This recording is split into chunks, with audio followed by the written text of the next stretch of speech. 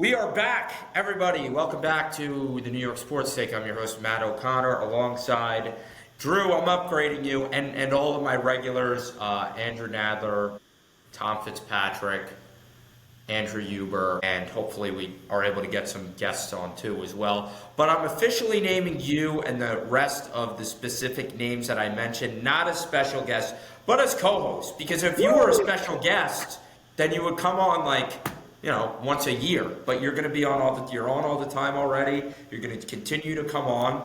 You are a co-host. You're part of the rotation, and you do a fantastic job. You're probably the most knowledgeable of anybody. It's not a knock on Andrew or Tom, but you're a diehard man, and you follow pretty much all sports as close as anybody as I know from college. Obviously, would you say college football is your number one out of everything? I feel like it is for you. College football is by far my number one. I have a disgusting amount of ball knowledge about college football. It's kind of bad, but I think I told you like that. You remember that college fantasy league I told you about? Yes. I joined the league this year. You know, I'm making some noise. I held first place for 3 weeks, and then LSU decided to shit the bed. Right. Yeah. And 10 points out of first and fifth place. So. Third game. Yeah, it's such like a luck into the draw league, especially with all the parity in college football, and particularly this year with how ugly Penn State's looked and coaches getting fired all over the place, and a lot of Big Ten teams have just underperformed across the board. Your team, still kind of in a rebuild era, I suppose. They're playing all right, but yeah. So college football is probably your number one. I know that you do have, like you said, an absurd amount of college football knowledge, but also we could come on here and talk about all pro sports from a New York perspective, as well as a whole international perspective. And we're going to start off there. We're going to start off by talking about the World Series. It was maybe the greatest World Series that we've ever seen. There's an argument to be had for that. This series, the momentum swings were frequent between both sides. Toronto had leads. The Dodgers, under pressure, were probably the better team. High drama. Bullpens struggled. We had, the 18-inning game that lasted 6 hours and 27 minutes. 17 hours later, they have to play Game 4. That was one of the craziest World Series games ever. The Dodgers pulling that one out. And, we could be talking about a different result if Freddie Freeman doesn't put one over the center field wall to win that game. Maybe the Blue Jays win that game and there's no Game 7. They close it out. Game 6 back at their place. But that ultimately didn't happen. Dodgers prevail there. Great. I mean, the Dodgers bullpen was not very good all series long. They didn't really have a lot of reliable guys outside of Yamamoto, but they did get it done. That one particular game, they had a laundry list of arms that came in and got it done for them. Many observers are going to sit there and say that this was the greatest World Series, certainly in recent memory, arguably of all time. I'm just going to open it up by asking you, did the better team win the World Series? Obviously, Game 7, it comes down to the wire. Rojas hits the ball over the wall. Did the better team win? Were the Dodgers the better team throughout? No. The Blue Jays, it felt like every game the Blue Jays just had the upper hand that they were going to win. But the Dodgers, the Dodgers, they're fearless and they fight. And, they had their backs against the wall so many times and just found a way to get out of it and find the win. So kudos to them winning the World Series and one of the most drama-filled and I think the best one I've ever watched in my life. And congrats to them, as much as it hurts to say, but they won it and they earned it. Yeah, I agree with you. We'll say truly believe it when I say it. And even Toronto players and many people out there have conceded that the Dodgers were the better team throughout the entire series. But when you really zoom out and look at it all together, I just have a hard time thinking that. It was Toronto's closer, Jeff Hoffman, who blew the game. It ultimately fell on the hands of Toronto's player as to why they dropped Game 7.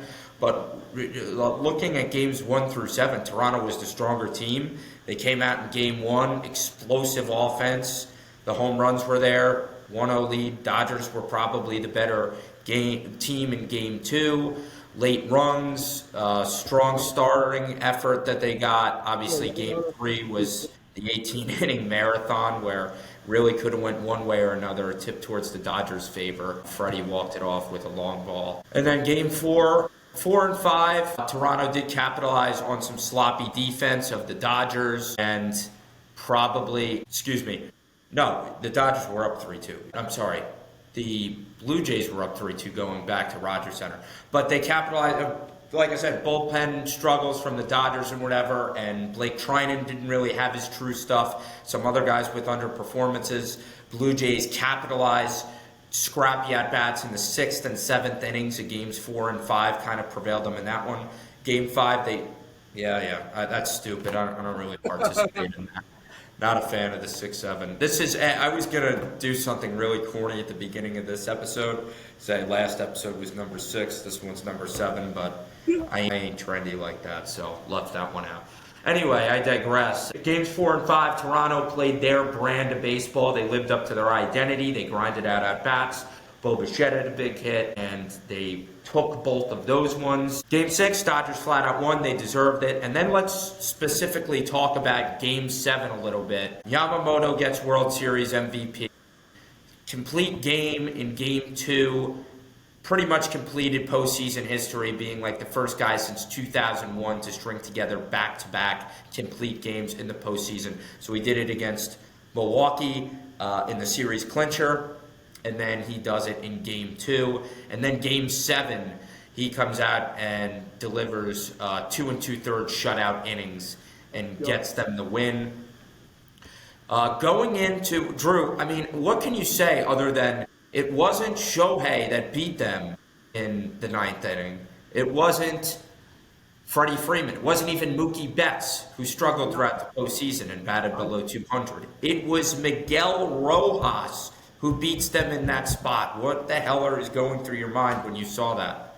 I was watching the game, and I was like, this isn't ending in 9 innings. It's a matter of who. And he steps up to the plate. I'm like, I got a weird feeling about this. He's going to go yard here. Lo and behold, he does.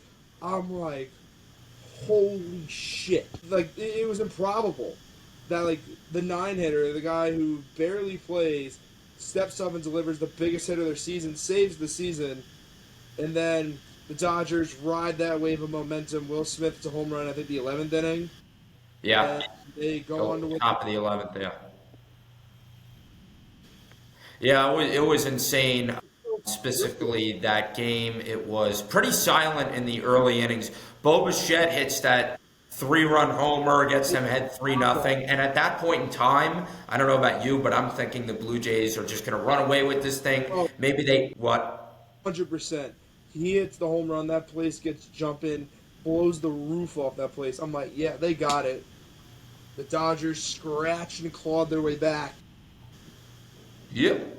It's kind of crazy. Like and I saw some on social media, some reactions from Rogers Center once that ball left the yard off Bichette's bat, and I was watching the game at a bar with my friend, and I'm just like, that's it. I mean, I don't know whether Toronto adds a few more runs, and they're a team, especially at home. They had the best home record in baseball this year in the regular season. I don't know if they tack on, or whatever it may be. 3 runs might be enough to win this game, but I'm thinking that they're going to do what they did to the Yankees in game 4 of the ALDS. They would just completely shut down that Dodger lineup and they almost did. They would completely shut down the Dodger lineup with their bullpen arms. Jeff Hoffman would get it done. Kind of felt like it was over, even though that cracked the scoreboard. Felt like the Blue Jays were just going to run away with it. Dodgers did chip away to their credit. They got the game to 2. They scored in the 4th off, I believe, a sac fly. They scored in the 6th. That made it 4-2. Max Muncy pulls it within 1. And you know what? It's funny, Drew, and I really believe this is true about baseball. I wish I could take credit for this quote, but I've heard it from Alex Rodriguez. Walks, and I believe this on all levels, high school, college, and even MLB, even though they're all drastically different in their own right, especially college to MLB. College and high school draw a lot of similarities in terms of game style and gameplay and strategy.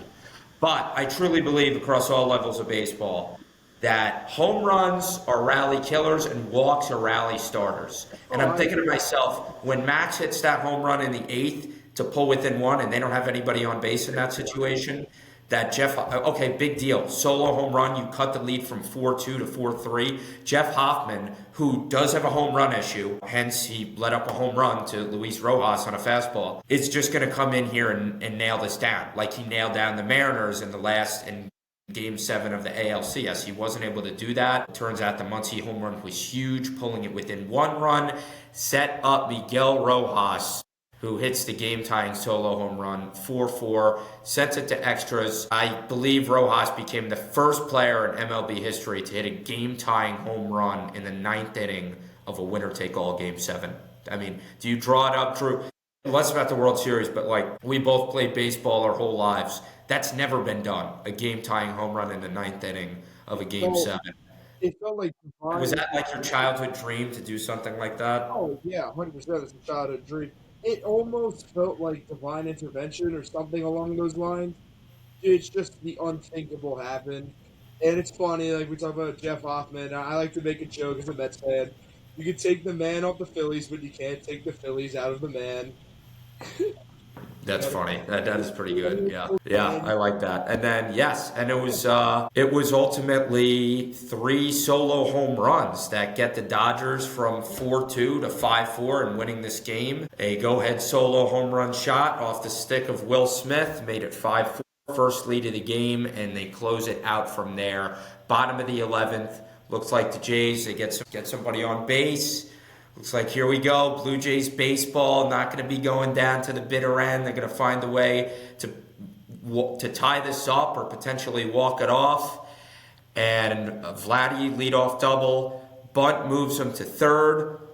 Then a walk, loads the bases, and the Dodgers turn a double play. Who hit the double play? It was Kirk, right? Kirk hit a hard ball to shortstop. The last guy you want to hit in that situation to get the hit into a double play.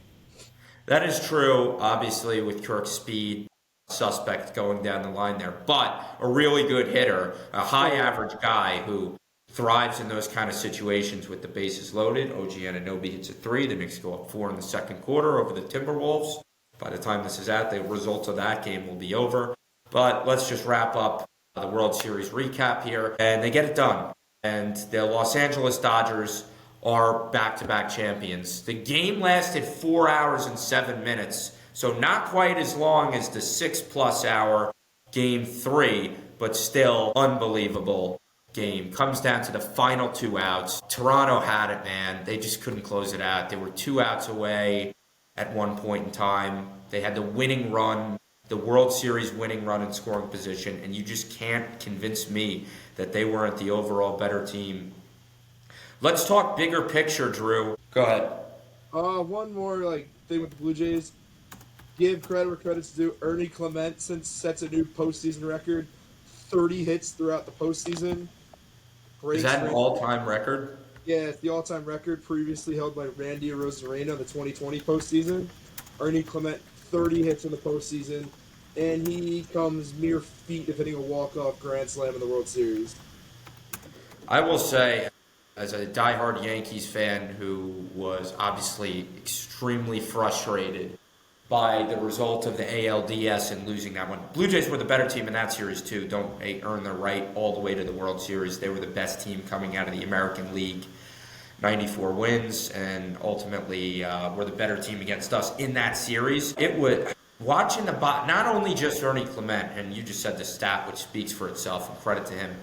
I said it before, I think, when we talked about baseball. They had 15 guys on their World Series roster who at one point spent time in the minor leagues this season. Yeah. That's incredible. Bottom of the order. A guy who's not going to get a lot of flowers for this run is Andres Gimenez. He had key bunts. He said, Springer hit that historic home run in Game 7 of the CS. That was set up prior. It was a 3-run homer, so it didn't add anybody on base. But Gimenez rounding out that order, moving guys over, putting the ball in play, clutch base hits. It was him, it was Barger, it was Nathan Lukes, who sometimes hit second, sometimes hit seventh. Those were the guys. Forget about Vladdy. Don't forget about it. Their stars were stars.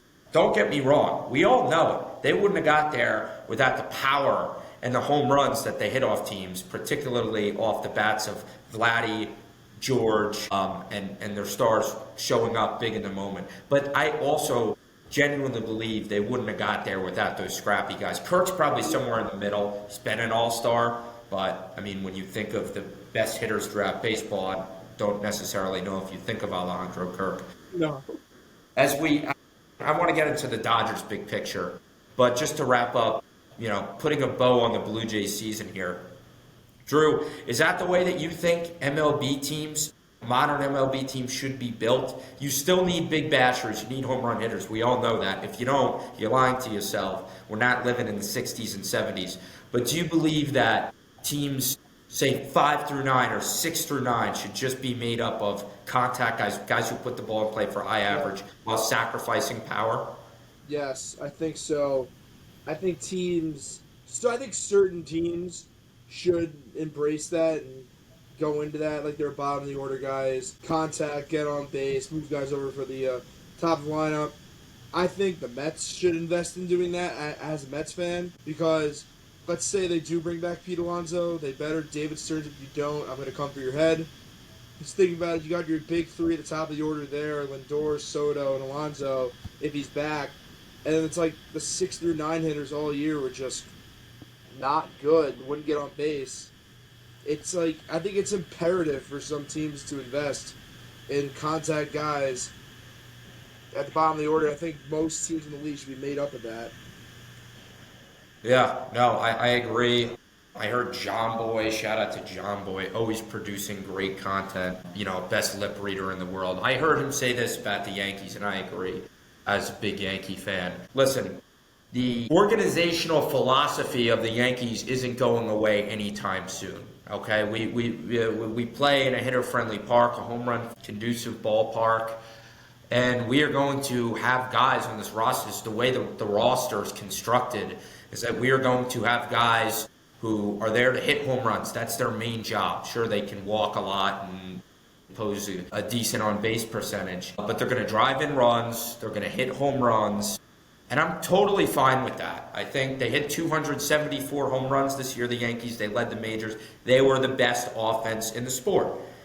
Kind of go hand in hand, right? Home runs are a critical part of MLB. Less so college, obviously less so high school. I think, whatever. Well, let's not talk about high school. Yeah. But it doesn't matter, right, at the amateur level. But in MLB, it does. I have no problem with that. It's not going away. There will be no manager hired. Billy Martin ain't coming back from the dead. Lou Piniella ain't coming back. These fellas ain't coming back. I'm sorry. This is analytics are part of the game. You're going to have even Bruce Bochy, who's considered at this point in time the only... he's not on a team anymore. He parted ways with the Rangers this offseason, but he's the only... Huh? He might have gotten hired. Hold up. I don't think he got hired yet. I don't believe. You can look that up, but as I go on here, there's nobody left really in the game other than Bruce Bochy, who will probably pick up a job eventually, who has that reputation. And people who have that reputation about Bruce are wrong. He, for one, has stated himself, you can look it up, you don't have to believe me, that he believes he should use all the information at his disposal to make decisions. I'm not saying he completely relies on analytics. He relies on the eye test. He's been around for a while. It's a balance of both, and Bruce believes in that. So the best you're going to get nowadays is a guy who believes in the balance of the eye test and the analytics. You're not going to get an all eye test guy. It just doesn't happen anymore in today's MLB. Yeah, I'm getting long-winded here, but that philosophy from the Yankees I don't think is their problem. I think their problem is they just need more, and I hate to go back to this term because I think it's overused, but they need more dogs. They need more gutters at the bottom of their lineup, guys that just grind that at-bats and put the ball in play. I'd rather have Barger, Jimenez, and Lukes at the bottom of my order than Volpe, Wells, and another guy who pops out 25, 30 home runs, has 80 ribbies, but hits 214. I'd rather have those guys. Drew with the thumbs up. I guess he agrees. And you look at the Mets too. Like, they were top heavy generally too. I know that their bottom of the order isn't necessarily power oriented. You know, you look at their slash line. The Mets offense wasn't great this year, but their big time stars still did what they were going to do. But they didn't have enough grinders at the bottom of the order. Something both New York teams, I think, have to look in the mirror at some point. But yeah, so just that's really just putting the bow on the Blue Jays season. I think the way that they're playing baseball is admirable. I think it's built for sustained success. Their bullpen, outside of blowing Game 7 in the form of their closer, Jeff Hoffman, had some really nice surprise performances. They rolled out, everybody was so confident, including myself, that the Yankees were going to send the series for a Game 5 back to Toronto because they had a bullpen game going for them in Game 4. But their bullpen was great. 9 innings, they had like 15 strikeouts. They totally shut down our lineup. The only guy that did anything in that game was Ryan McMahon, pretty much. Louis Varland.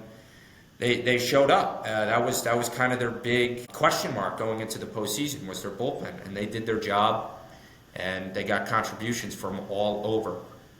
Let's talk about the Dodgers. Do you hate the Dodgers? What are your general feelings about the Dodgers going back to back? They're the first team to go back to back since the Yankees had the three-peat from '98 to 2000. So you tip your cap. Congratulations to them. Although the Blue Jays may have been slightly the better team in that series, they're still raising the trophy, and they did it fair and square.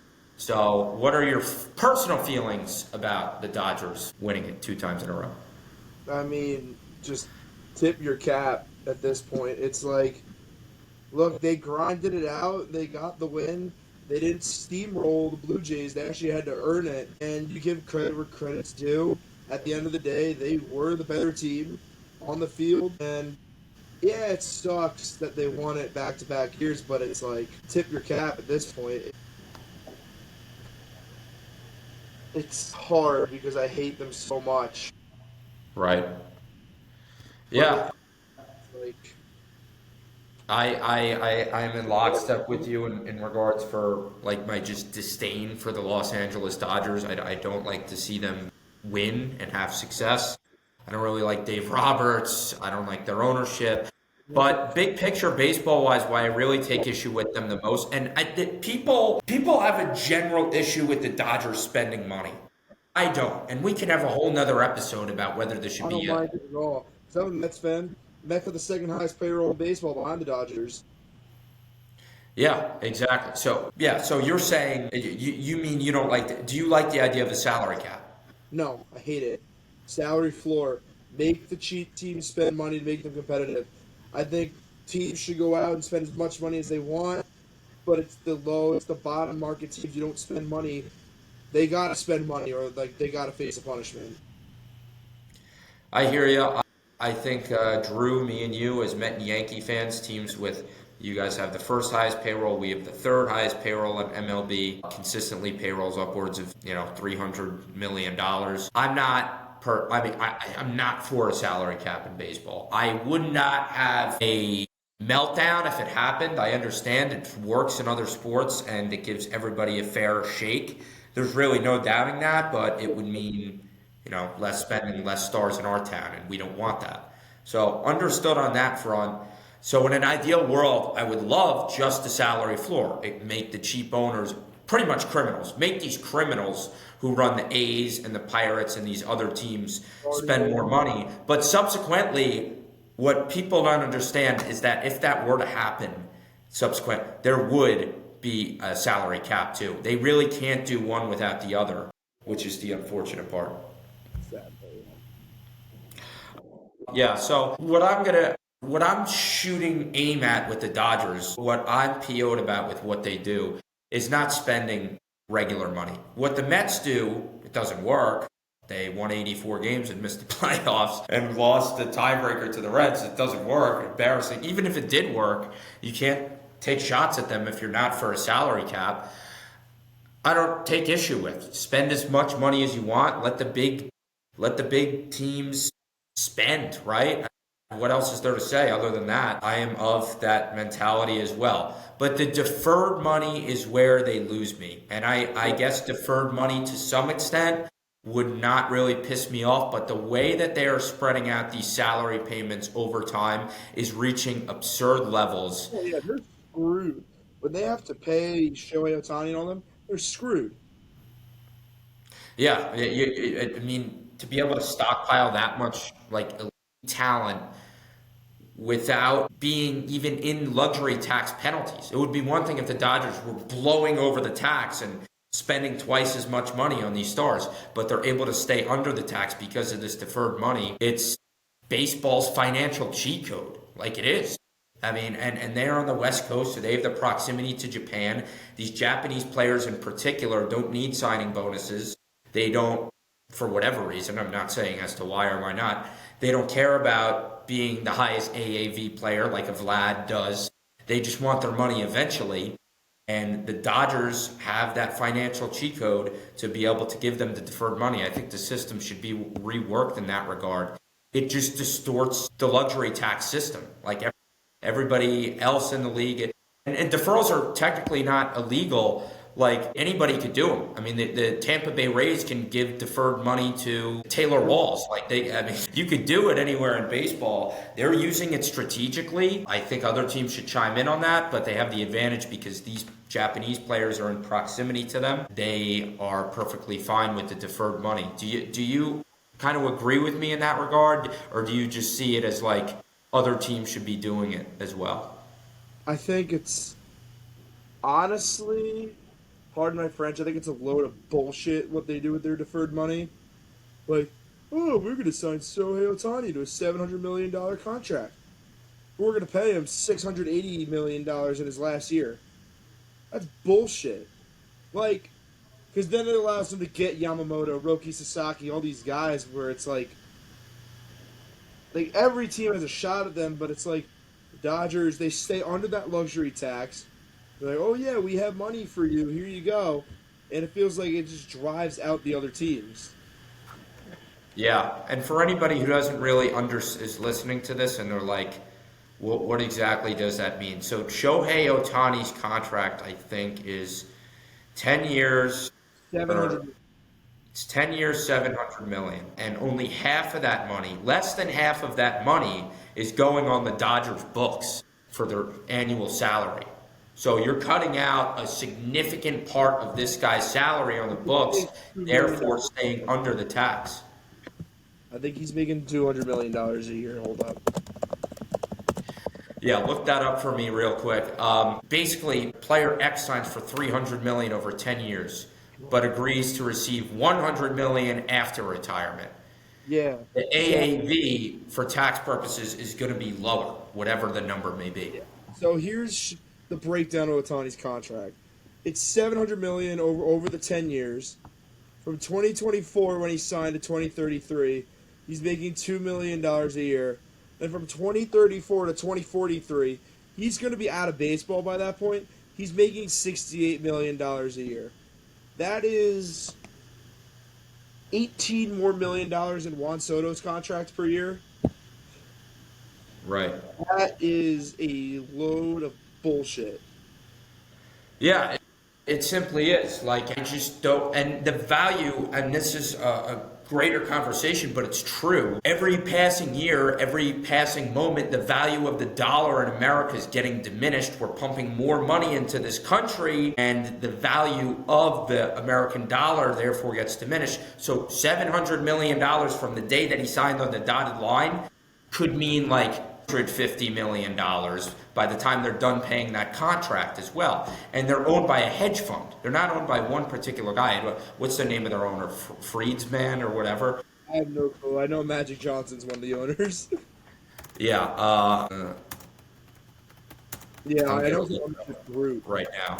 But yeah, no, it's just frustrating to me, man. And again, it's not a league. It is. They aren't breaking the rules. They're being strategically and financially savvy and smart, and they're in a particularly geographic area where they're able to do this with particular players. Yeah, but it's hurting the other teams, and MLB, I think, widening the competitive gap, it's just frustrating to me, man. And the Dodgers have, I mean, Shohei, on top of it, doesn't even matter how much he's taking home in terms of salary now because he's getting probably double the amount of money in endorsements from Japan and wherever else he's got to be loaded. Did you see the Dodgers parade?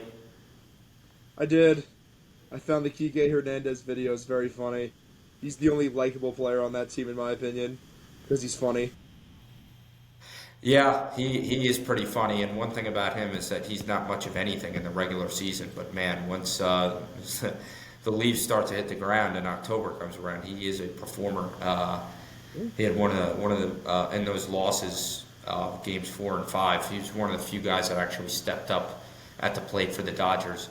But yeah, that pretty much ought to does it. Do you have any final points about the World Series or the Dodgers or anything like that? By the way, they are led by a very powerful coalition of investors, a hedge fund led by Mark Walter and Guggenheim Partners. The big, scary, bad Guggenheim Partners I are don't even know who that is.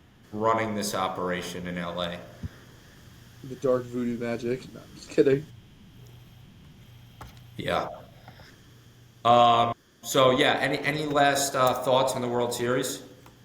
It was one for the ages. That's all I'm gonna say. Yeah, it really was. Back. Go spring. You know, we can, as you know, Met and Yankee fans, and I don't really agree with for the reasons I just outlined. I don't completely agree with the way that the Dodgers are pulling this off financially. We can knock it all we want, and we can hate every player up and down that roster and their city and the logo and whatever else. But we did witness greatness. We are watching some of the great players ever, not just of this generation, but ever. Shohei Ohtani is one of the arguably the greatest talent in baseball ever. We could have a whole other episode on the fact that he's not the best player of all time. Babe Ruth is. I think he's the greatest talent ever. Yamamoto is probably the best pitcher in the game right now. Freddie Freeman is a Hall of Famer. Mookie Betts is a Hall of Famer. They are stacked, and we witnessed greatness. And you tip their cap to them. They are the champions once again. And the last thing I'll say about it, I forgot to say this. Congratulations to Clayton Kershaw in retirement, going out on top. Another Hall of Famer. I knew I was missing at least one. A likable player on that team. He is one of the only people I'm happy for to win a World Series. So Clayton, I tip my cap to you. Congrats on a great career. First ballot Hall of Fame. Yeah, he is a first ballot Hall of Famer. He had one of the nastiest pitches, just as an appreciator of great pitching. He had one of the nastiest pitches I think we've ever seen in our lifetime. It's his signature Kirsch curveball. Such great 12-6 movement on that. I loved watching him pitch. Like the wind up, everything. I don't know about you. I think about the pitchers that we got to grow up watching take the mound. He's probably up there, probably in my top 5. I loved watching CeCe pitch as a lefty myself and a demon at pitching in Little League. I had nasty stuff back then. Should have kept it going. And JV baseball too. But yeah, no, as a former great lefty pitcher, watching Kirsch, I mean, he's not one of my favorite players of all time, but like watching him pitch was so cool growing up. Would you say he's on your list? Oh yeah, he's in the top 5 pitchers I've ever seen growing up. We grew up watching some great pitchers, like all in their prime. Prime Scherzer, prime Verlander, prime Kershaw. It's just all these guys in their prime. Prime Jacob deGrom. Dude, no, that's number 1 for me, man. When Jake is healthy, there's nobody better. When Jake is, oh my gosh, if he were able to cut down half of the time that he spent on the injured list over the course of his career, he would be a no doubt Hall of Famer. But he's missed such significant time, year after year after year, that it's kind of in question, and that if he's a Hall of Famer or not. As of right now, I would still say yes, just because of the sheer dominance. He does technically have a ring, even though he did not pitch at all that season, had nothing to do with the Rangers World Series that year. But he does have that ring, so to speak. And yeah, I think Jake's a Hall of Famer. You? I agree. How could you not? All right, let's transition over.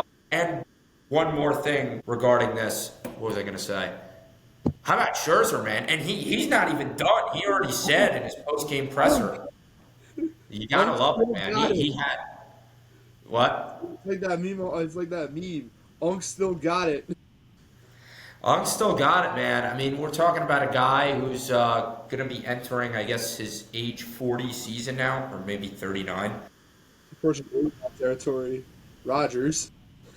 Yeah, Rogers territory, right? Raj, who will be in his last year, hopefully. Don't need to see any more of him.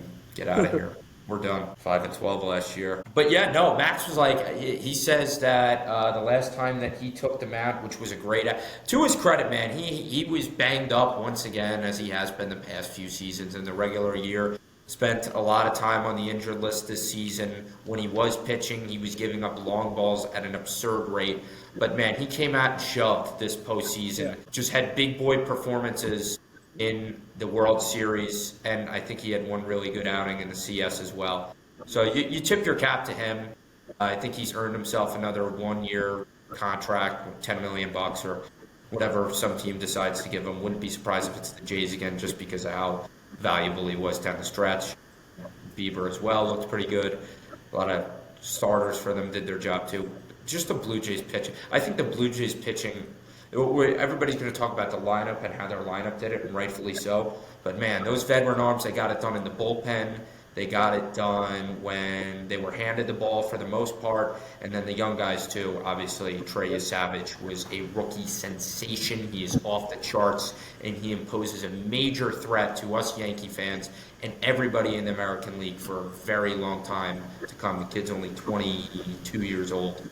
So good, so composed, so nasty, so brilliant to watch take the mound. So yeah, props to the Blue Jays. I spent a lot more time, Drew, waxing poetic about the Jays than the Dodgers. I mostly shit on the Dodgers, but that's just natural, man. It's hard for us New Yorkers to root for just LA teams in general, and especially the Dodgers. All right, let's move on to the National Football League. It is Wednesday, so rather than recapping, you want to talk college now? Yeah, I guess I could dive into college really quick. Are we? Yeah, we'll do the NFL first. I'll kind of segue you into that. So it's Wednesday. Rather than recapping and rehashing some of the action from Week 9, we'll just kind of run down the slate of games that we have for Week 10. Talk a little bit about the Jets and Giants as well. Talk about the Jets trade deadline. You have the Falcons and the Colts. I didn't know that there was another morning game this year. I guess, where's this one? Germany or London? Actually, let me look. Yeah, it's in Berlin. It's in Berlin. I thought the international series was over, but I guess I was wrong on that note.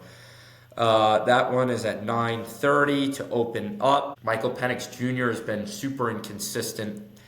Delivered a really nice game against the Bills. Their run game. Two teams right here, Drew, just off the bat when you look at this matchup with really explosive backs. We're probably looking at the best two running backs in football this season. No offense to, anybody else out there, Saquon or whoever else. These guys have been lighting it up, or CMC, who's having another really solid statistical season. But these are the two best backs in football going head-to-head. Tough loss to the Steelers in Pittsburgh last week for Indy. They're looking to bounce back. They are 7-2 so far on the season. They are home against the Falcons. I think they get a bounce back in a big way in this game, just against a worse Falcons team in an interleague matchup. Give me the Colts here. How about you? Yeah, I'm going to take the Colts here as well. I think Jonathan Taylor, I think they'll bounce back. JT's going to have a monster game, and I have the Colts winning big. I agree. I envy that water right now. I don't think I have it. Oh, no, I do. I do. How about that? All right, Ravens, Vikings. Is JJ legit? Like, all of a sudden, I was out on the Vikings. Not that Carson Wentz is any good. He's garbage. But after the Carson Wentz injury, I was sort of out on the Vikings. Punt season for the Vikings. I always say COC. KOC is a great coach. JJ's fully healthy next year. They're able to shore up that offensive line a little bit, and they'll reload for next year. I was kind of out on them right after that. But hey, very, very impressive road win in one of the toughest environments to play in Detroit last weekend. Now they're back home in their house, which is not an easy place to play. Gets a Ravens team that's a lot better than their record shows. Who you got? I think this is tough. If anyone who knows me here, I'm a huge Michigan fan. I love JJ McCarthy. I'm taking the Ravens here. And it's because of experience. I'm going to take the Ravens. So Gonna want the that. Ravens right now, I'm on this Google. I need to be on ESPN to look at the upcoming games because it's better.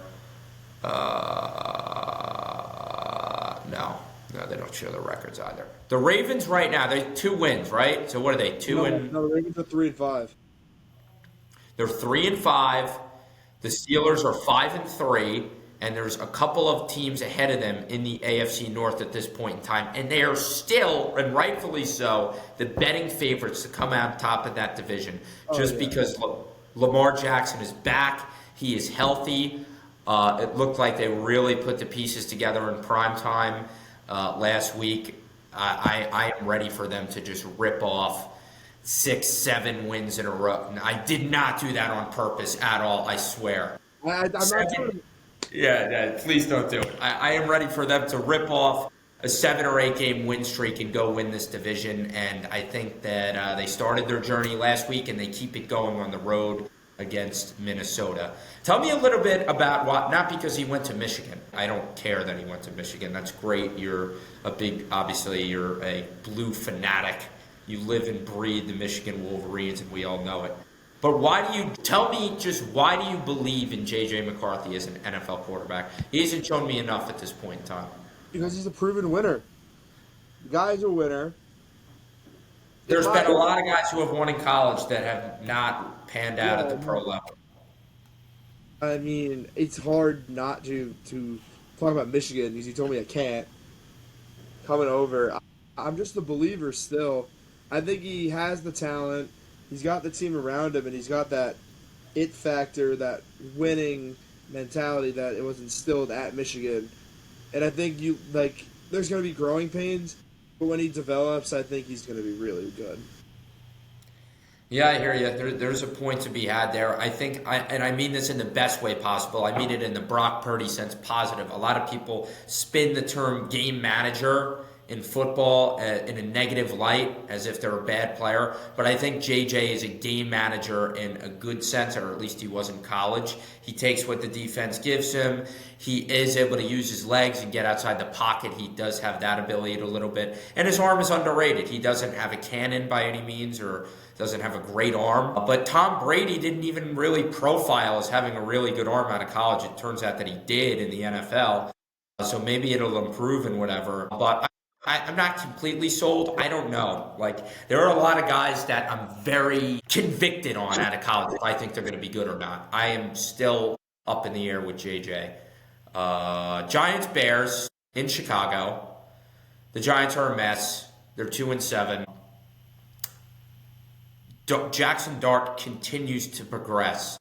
He continues to improve each and every week and show the masses that he is the potential franchise quarterback for the New York Giants.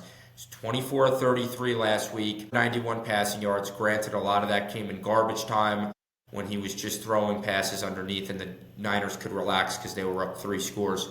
But man, and I just said, going back to JJ, that I'm so convicted on a lot of guys early on. People tell me that I predict too early whether they're going to be good or not. But man, I can already tell, and I think most Giant fans are singing his praises. The Giants coach, probably not for long, Brian Daboll, has been singing his praises, and they are convicted that this man is the franchise quarterback, that they did find their guy with the 25th overall pick in last year's draft. I completely believe it. He's shown it week after week. He obviously did it against your Eagles. I felt like that was the coming out party for him, where he really used his legs, so poised. What happened 2 weeks later?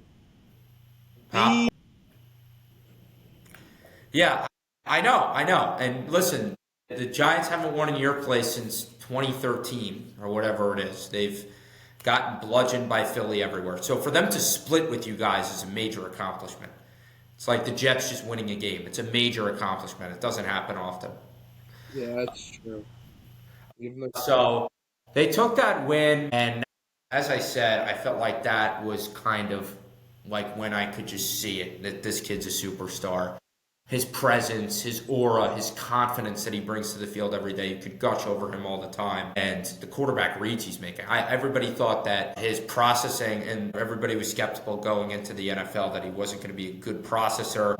You know, he's too reliant on like just little plays and whatever, but he's shown he looks like a 10-year veteran out there, and I love him.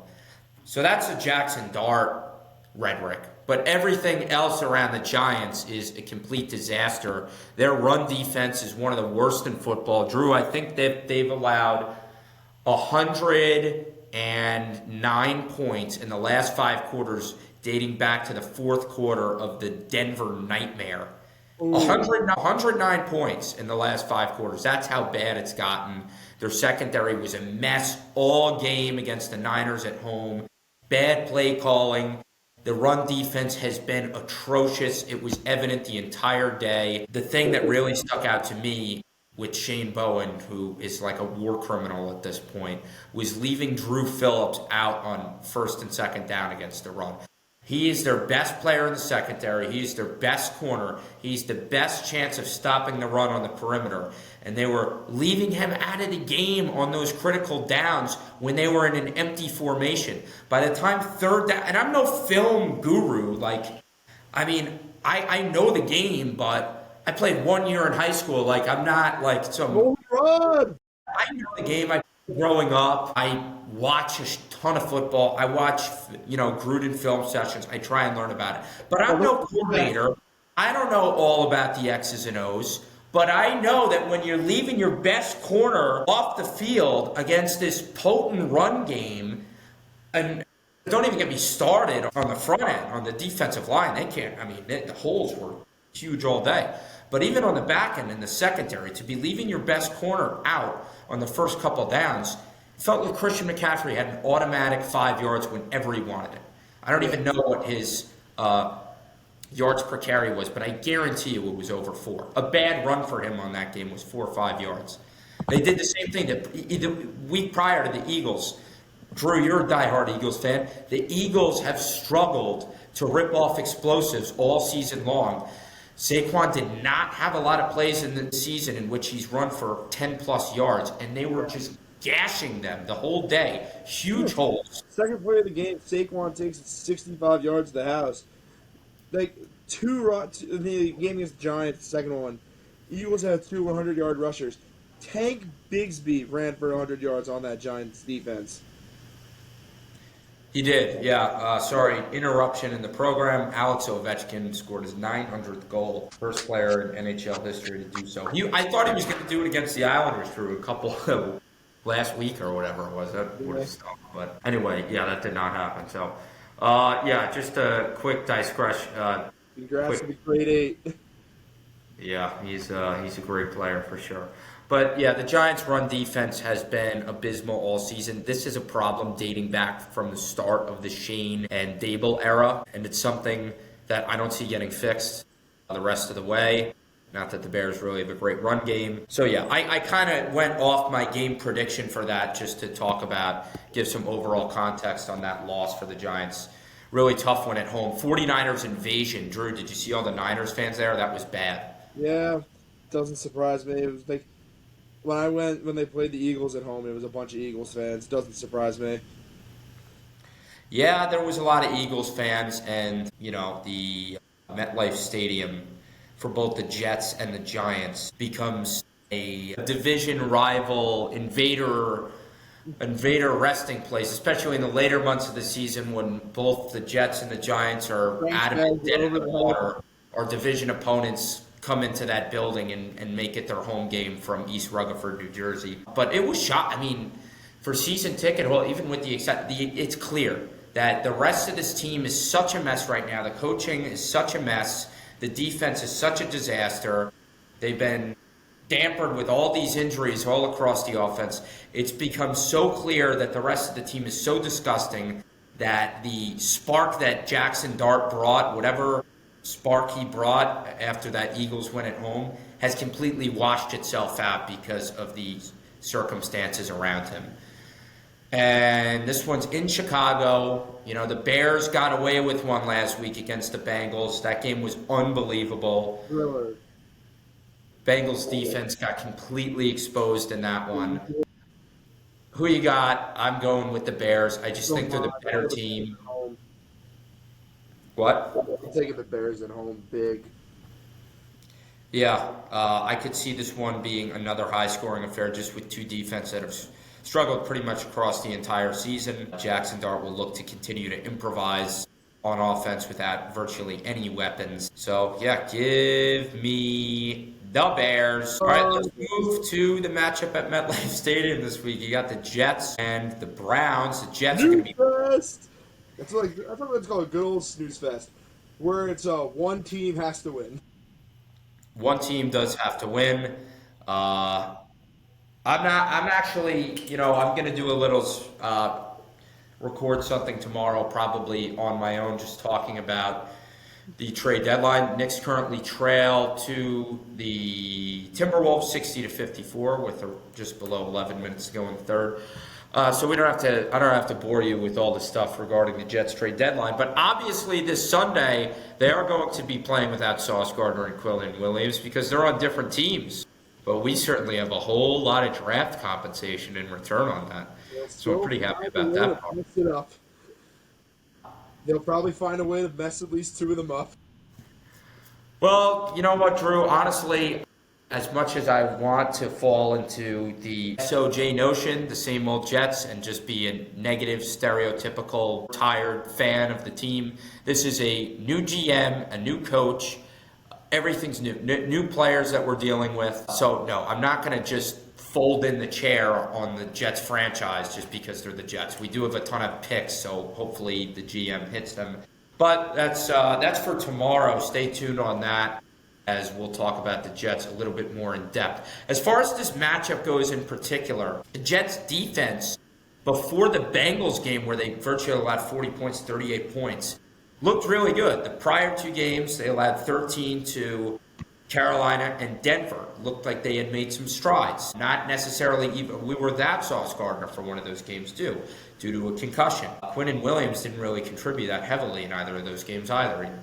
He's got one sack this season. So the Jets defense, felt really good about them the past few weeks, and the improved play of Stevens in the secondary, being able to stop the run. We stopped the run at a really high rate this season. The defensive line has looked good. And part of that run defense was Quinnen, obviously, but Jawan Briggs and Harrison Phillips, great additions by Muji. So, yeah, I was feeling good, but all of a sudden, after allowing 38 points to Joe Flacco and the Bengals, who, don't get me wrong, they have some of the most explosive offensive players in the game, for them to put up 38 was discouraging. Obviously, we scored one more than them. We were resilient and got the win. But, I don't know. No Quinnen, no Sauce. Don't get me wrong, the Browns' offense is pretty putrid in of itself, but I feel like they're just gonna be able to do some things. I think they dropped over 30 points a few weeks ago to a bad team. I forget who it was, and they won a game. I feel like this is just one of those games where Gabriel's going to look good. He had an early touchdown pass against the Patriots last week, then the other week, and then struggled after that. But I feel like he'll be able to put together a more complete performance in this one. Their offense will be able to do enough, score 24 to 30 points, and their defense is going to shut us down. They might have the best defense in the league, Drew, the Browns. It's unfortunate because their offense can't really move the ball and score touchdowns, but their defense is tops in the league against the worst-ranking offense in football in the Jets. Even though we didn't lose any of our offensive weapons at the deadline, I just think we're going to struggle to move the ball with Justin Fields. Give me the Browns 24 to 13 in an ugly one. Yep, I agree. You want to provide any analysis on that one, or you just think the Browns, like score prediction? I just think the Browns are going to win, and it's going to be close. like 10 points. I don't know. Both of them suck. I don't care a lot about either team, respectfully. Yeah. Well, this next matchup featured. I think Quinshon Judkins has a big game for the Browns. I think Myles Garrett has 10 sacks at MetLife Stadium. Yeah, it doesn't surprise me. Best defender in the league. All right, Saints and Panthers. So we have two much more exciting teams now on the docket that we get to talk about. Should I do this by myself? Like you're yawning in the middle of the podcast? Dude, this is another snooze fest, bro. The Panthers are going to roll over the Saints on Sunday.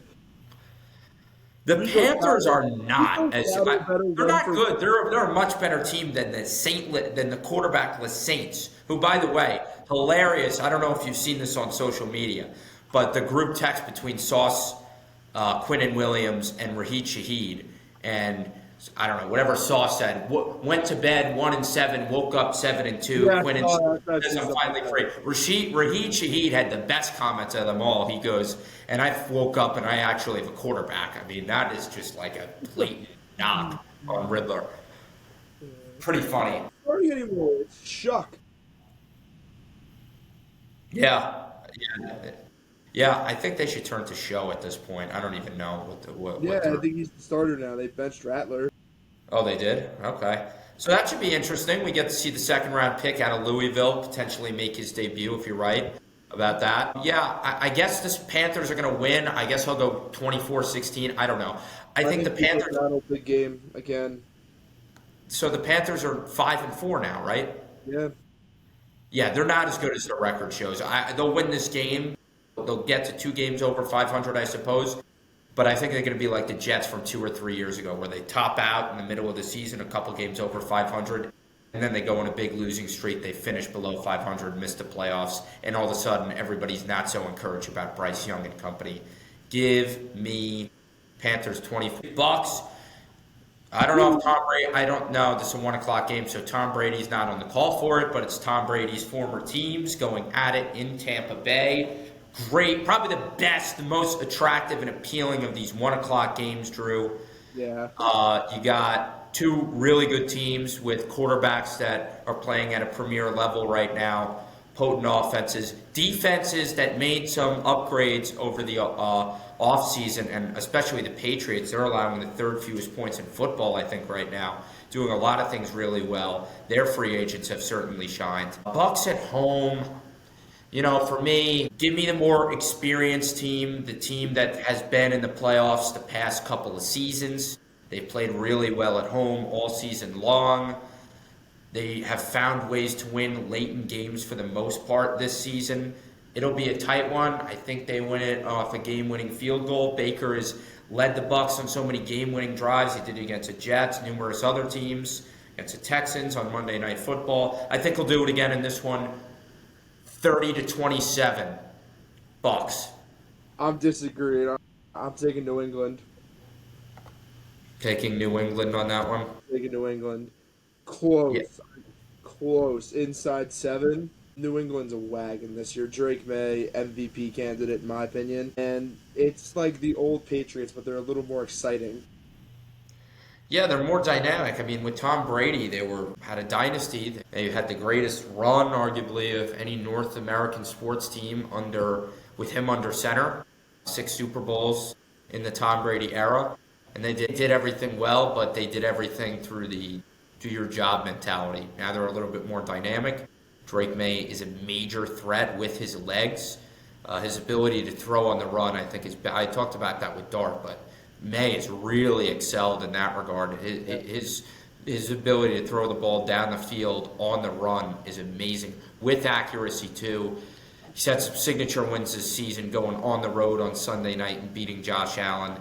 Drake May, as a Jets fan, I hated watching Tom Brady dominate football for all those seasons in my childhood. And then a few years later, it looks like they have their next franchise quarterback for 10 plus years. So that's just wonderful. And they're going to be great again. Great. But no, give me the Bucks this week. Screw the Pats. Jags, Texans. Texans look awful this year. They can't do anything right. Their offense is all out of whack. I think their offensive coordinator has to go. But, I don't know, Jags, have been slipping and sliding. They've been up and down all season. Feel like both offenses struggle to move the ball in this game. I'll go weird score X. I'm taking the Jags too. CJ Stroud's not playing, so just give me Oh, the that's Jags. right. I forgot about that. What happened to him last week? Right. Davis Yeah, Mills. Jags. Yeah, that was a close game last week. Came down to the wire with the Broncos. Maybe if they had Stroud, they win that game. But he went down with a concussion, missed, I guess, a couple quarters. When did he get hurt? I don't remember. I wasn't watching, so I was at work. Damn, working during football Sunday. That's ass. Yeah, no, I don't care. I'm making money. There you go. Rams, Niners. This is probably the most attractive of the 425 slate. I'm sorry, I missed the 1 o'clock game. Yeah, I just missed one o'clock game. It's the Bills and the Dolphins. I think the Bills will slaughter the Dolphins Oh in yeah, I Miami. do. That's all we gotta say. Bills by a million. This one. 30-6 Bills, and it's going to be Buffalo South. I think there's going to be Yeah. a lot of Bills jerseys down there Okay. in Hard Rock Stadium. It's going to be similar to the Niners takeover at MetLife this past week. So that's it for the 1 o'clock slate. Bills by a billion for you. And then we move on to the 4 o'clock slate. You got the Cardinals and the Seahawks in Week 10. Man, Sam Darnold, with each passing week, Drew, he just seems to be getting better and better at passing the football, using all of his weapons, using Smith and Jigba, the deep ball, throwing the ball over the top. So good. It looks like he's worth, I talked about this with Andrew Huber last week. Every bit of that contract, he continues to win, and they're in serious contention now in the NFC. You look at them, and there's a lot of dangerous teams, and the next matchup we go to features two dangerous teams in the NFC as well. But the Seahawks are right in that conversation right now. They're playing a Cardinals team that just put Kyler Murray on IR. I don't know whether that was injury related or they just feel like Jacoby Brissett gives them the better shot to win after the Monday night win against Dallas. Knicks up by 4, mid-third quarter. But yeah, give me the Hawks. I think, Cardinals are coming off a win. I don't think they're a very good football team. So I feel like this is a tough spot for them on the road in Seattle at Lumen, 30-21. Yeah, I'm taking the Hawks too. They win by 2 scores. Yep. All right, Rams, Niners. I'll let you start on this one. I think this is going to be a great game. Oh yeah, this is gonna be a thrill. This is gonna be probably a shootout or a defensive battle. Kind of hoping for a shootout. I'm starting Matt Stafford in fantasy this week. The Rams look like a threat in the NFC. Stafford leads the league in touchdowns, passing touchdowns with 21. And the 49ers, like Mac Jones, competent, leading them to some wins. I'm taking the Rams close on the road. Yeah, I would have to. 2 touchdowns too. Yeah, on the road, Rams, they've been great this year. I mean, Matt Stafford's averaging around 270 yards per game. He's throwing dimes all over the field. I said with Andrew Huber last week, he's aging like fine wine, literally. They continue to win. The Niners going into the Giants game, I felt like it was such a winnable game for the Giants just because of how banged up that Niners defense is. They're without their multi-time All-Pro, potentially future Hall of Famer in Fred Warner. A few other big guys on their defensive side of the ball. But man, I was really impressed by their offense last week altogether, the run and the passing game. Mac Jones was virtually perfect midway through the third quarter. I think he was on like one of those Jared Goff-esque games where he was like 12 for 12 to start the day. Looked really polished. Beating, granted, against a horrible Giants secondary, finding Juwan Jenkins over the top, throwing with accuracy. Seems like he's really found himself in a nice role, probably one of the better backups in football right now, too.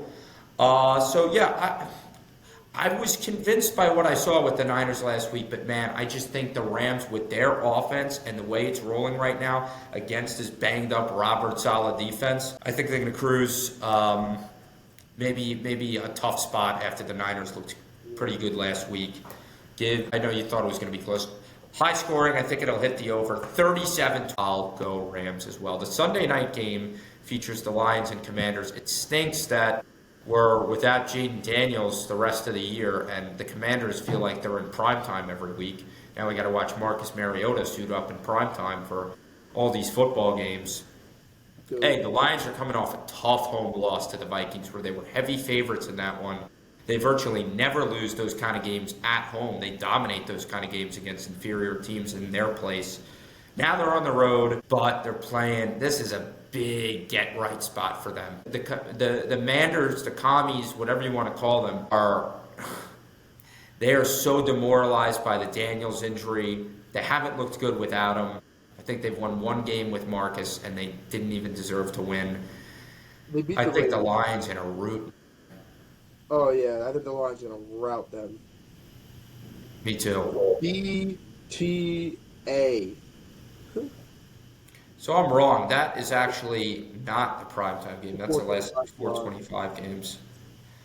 Steelers, Chargers. Who you got? Sunday Night Football. Chargers at home. Yeah, Rodgers took down Indiana Jones at his place last week.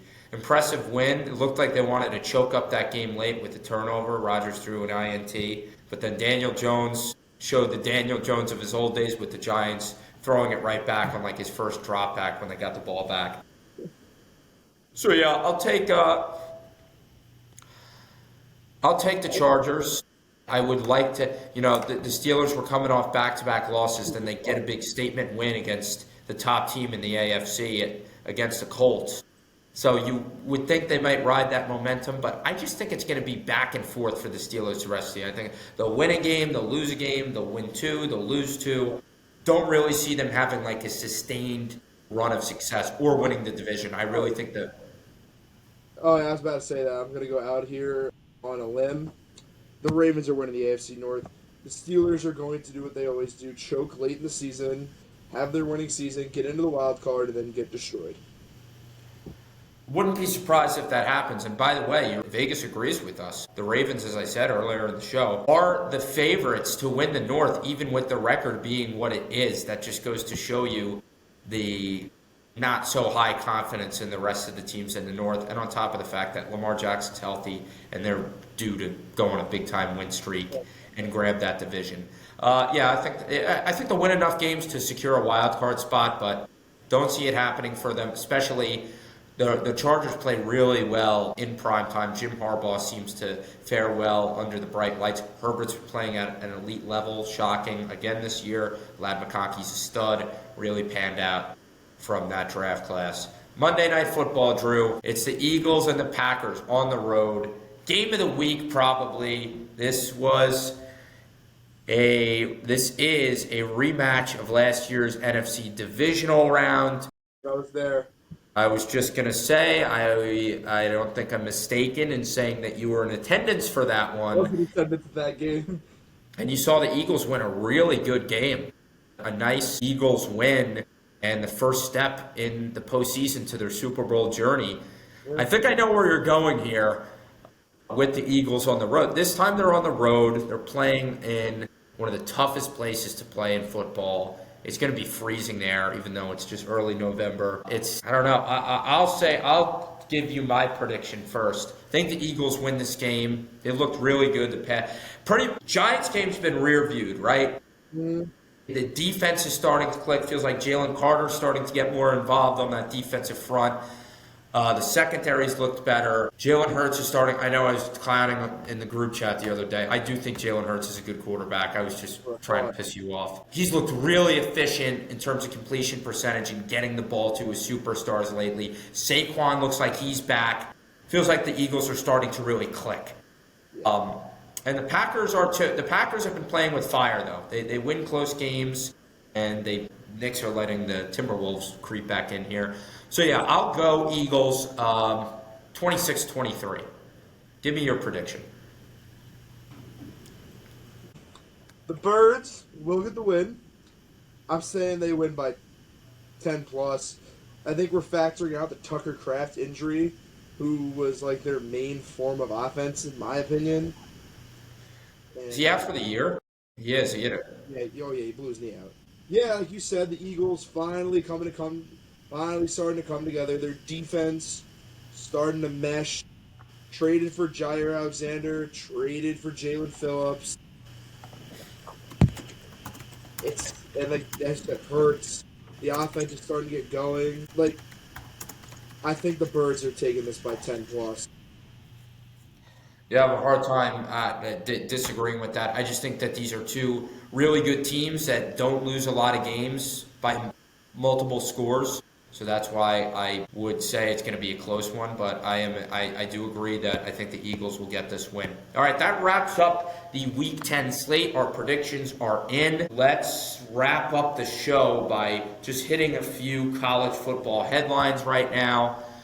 You look at the teams up top, Drew. Ohio State, as much as you may hate to admit it, they're I'm having another. tempted. Weak schedule. All right, let me just finish this and then I'll let you rant. Ohio State's having another strong season. Their offense has kind of picked up their offense has picked up right where they left off last year. Jeremiah Smith is setting himself up to be a top 5 pick in the NFL draft, and they are rolling right now. The Indiana Hoosiers continue to build off of a remarkable program, best season last year. Coach, what's his name? Signetti. Signetti. Dude, Signetti's the man, bro. He is a great coach. I love his attitude. I love his demeanor. Satisfied. Never said he's just a winner. He's kind of got like that Bill. He's Bill Belichick's a loser right now. This guy's a winner. He's bringing that Bill Belichick sort of personality in college football form while winning. And Texas A&M, the Aggies are the best team in college football playoff rankings as of 2025. I don't know if anybody saw that coming into this season. Number 3. Ranked number 3 preseason poll. The playoff dropped their rankings last night. It's Ohio State, Indiana, A&M. That's the top 3. I see. Okay, so I'm reading old news right now. But yeah, so these are the top teams. Give me sort of like your state of the notions right now. What out of this bunch, this top 5, who are frauds, who's legit, and why? Yeah, I mean, you look at the top 5 teams, they're just dominant down the stretch. Ohio State, number 1, 8-0, defending champs. I get it. They haven't been tested. Texas isn't good. They've played no one good up to this point. Indiana 9-0. Their best win is on the road at number 6 Oregon, and then A&M 8-0. They're wagging. I think it should be Indiana, A&M, then Ohio State. Only because Ohio State hasn't been truly tested, and they won't be until they play Michigan the last week of the season. Which will have major implications, in my opinion. I think the winner of that. If Michigan wins, they'll get into the playoff. Then you drop 4-5, then Bama, then Georgia, who played each other both 7-1. I mean, the rankings, they got it right for the most part. I'll give them that. Like, I don't understand why Tennessee's ranked. They're 6-3. They have no shot at making the playoff. Yeah, I don't understand that either. Three losses. I don't care how they came, but if you have 3 losses at this juncture of the season, I don't know how you're ranked. And if they get into the playoffs, that's absurd. They must have some. The most losses you can have is 2. Right. So that would be a bizarro world if they somehow got in. They won't. You got to tip your cap. Let's talk about some of the underdogs, some of the teams that nobody really expects to be where they are. Look at Pittsburgh. Pitt. Yeah, they're off. I think they're 7-2 right now, man. Yeah. Like they debuted at number 24 in the initial CFP rankings, and I don't think anybody saw this coming. Do you think that they're a legitimate threat to get into the postseason? Is this sustainable? And then can they make some noise when they get there? I don't think it's sustainable. They're going to lose this week. They're playing Notre Dame. They are. Who is playoff number 10. And since the 2 losses to, who did they lose to? Miami. Are they in South Bend? Yeah, no, I think it's in Pittsburgh. But Notre Dame, besides the 2 losses early in the year to Miami and A&M, they've been unstoppable. I think the biggest surprise out of this whole playoff ranking is Virginia at number 14. I was just going to bring them up, number 14. Boston baseball school, number 14 in the nation, 8-1. I think they can make noise. I think they win out. They'll go to the ACC championship and have a shot to play for the at-large bid. Yeah, I hear you on, excuse me. I'm like you, I'm having pauses here in my speaking because I'm burping, but you were coughing. Yeah, no, I hear you. I don't think that they've had the strongest strength of schedule. I don't really know if there's a larger test Their coming for them the rest of the one way. loss is against Louisville, who's ranked right behind them. I'll look this up. Louisville's very good too.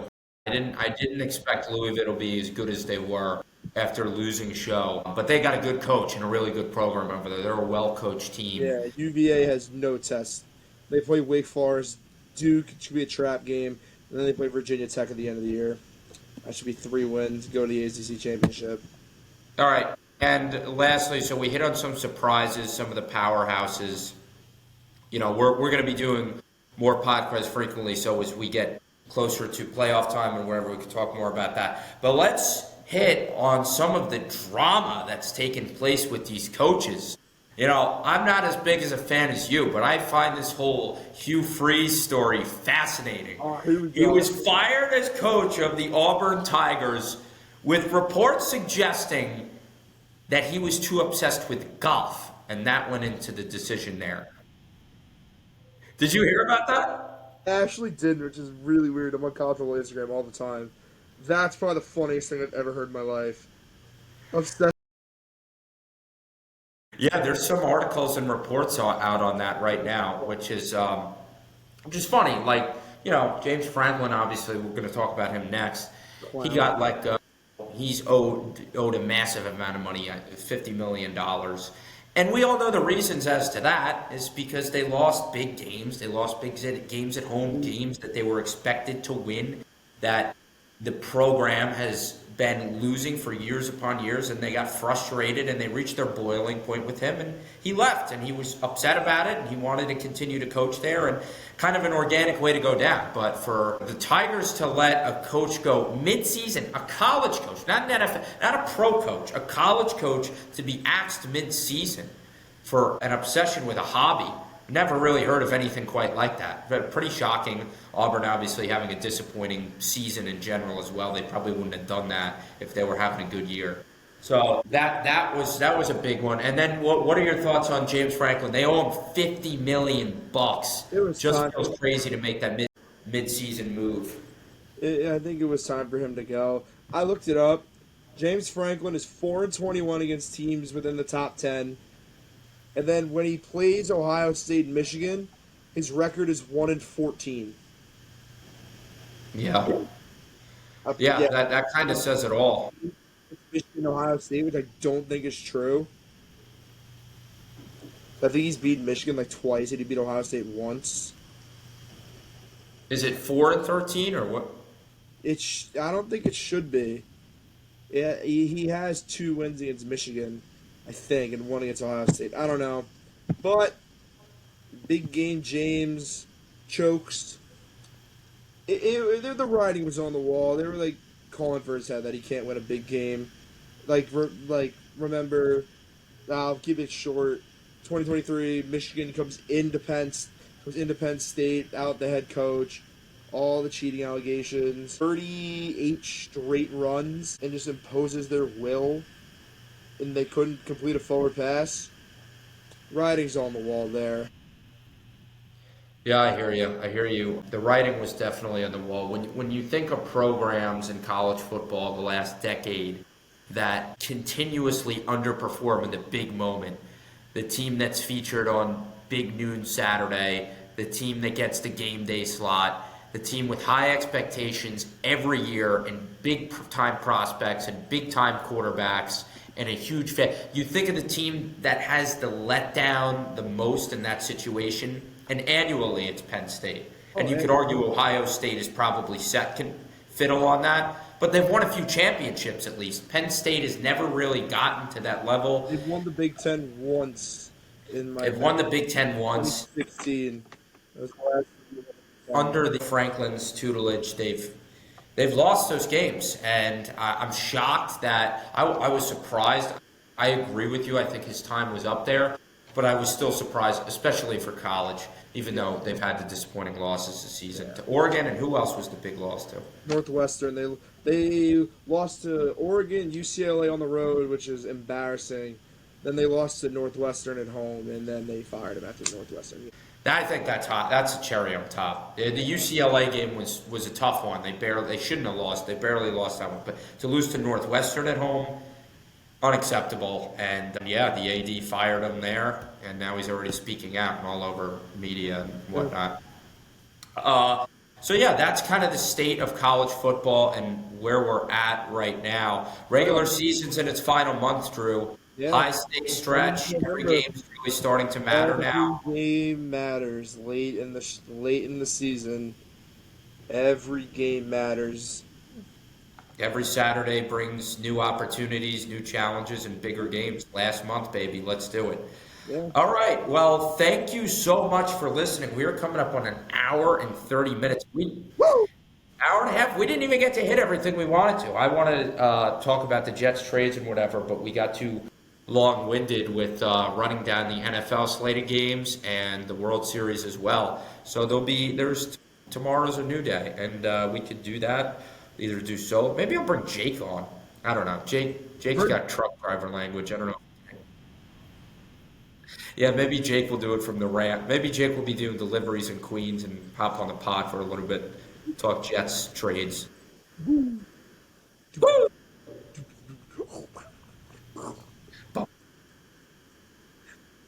But yeah, great podcast, Drew. Thanks for coming on, man. We'll see you real soon. Yep. All right. Thank you for having me. Of course. Thanks for watching this episode. See you later in the week. Go New York sports, baby. Go New York. Hey, Knicks up 10, fourth quarter. Let's get this win.